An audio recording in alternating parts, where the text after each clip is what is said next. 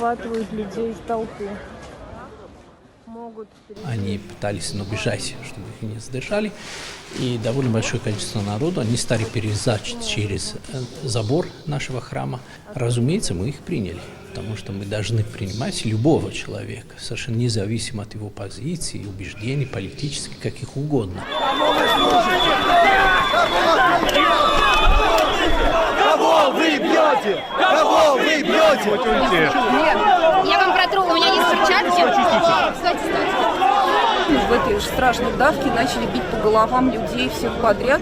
Ударили. Я сначала даже боли не почувствовала. Оказалось, что столько крови откуда-то.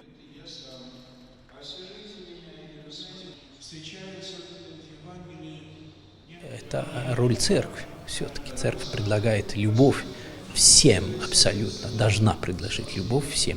Потом уже, когда все закончилось, тоже вошли ОМОНы, набрать воду, например, потому что они тоже ребята, которые долго стояли под солнцем, и мы, естественно, мы их тоже пустили.